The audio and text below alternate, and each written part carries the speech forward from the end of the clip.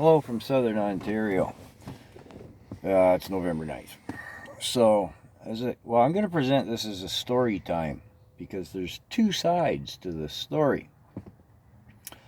As I was leaving work the other night, it was cool. So I thought I'd go across the street to the Tim Hortons, our famous Canadian coffee shop, right? Get a cup of tea before it's like a mile walk home, right? So, anyways, sorry about the flickering light. There was a young lady, I'd say she's in her mid to late 20s, slumped in the entrance to the parking lot from an open outside parking lot. Now, the security guards can't handle anybody. They kind of try and chase them away if they're, in the stairwells consuming their stuff or whatever, right? But, they can't pick her up and haul her out and dump her on the street. So, I guess as I came along, they'd already called the EMS, emergency services. So I just kind of hung around to see what happened. She's sitting there slumped, the fear and all slump, sitting on the curb, her two bags of, cloth and grocery bags of her possessions. She's out of it, right? She's done way too much. So, anyways, what shows up is like a full-size fire truck, 5 staff of 5. An ambulance shows up, 2 people. The EMS supervisor shows up.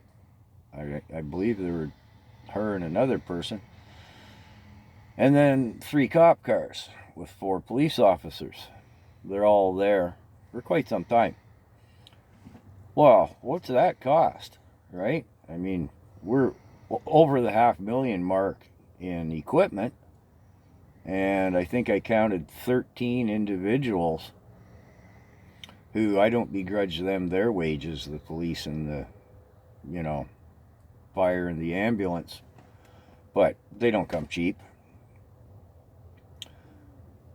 It took about an hour to play out before, they got said individual on her feet and she went to the back of the supervisor's truck, which isn't an ambulance, but I guess has a whole bunch of stuff on board. And I don't know what they did, take her blood pressure, check her out and all this. And I could hear but not really see what was going on. And at the end, they were like, well, okay, I'll say her name was Veronica. It wasn't. Veronica, you're not feeling suicidal, right? Where are you going to go? I'll go over to the Tim Hortons. Basically, Veronica just wasn't happy with being interfered with, I'll say.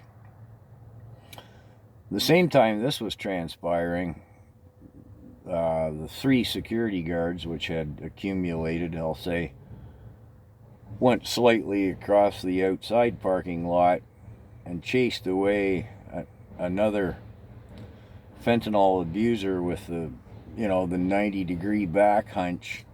And he wasn't happy about that. He was cursing them racial slurs and stuff.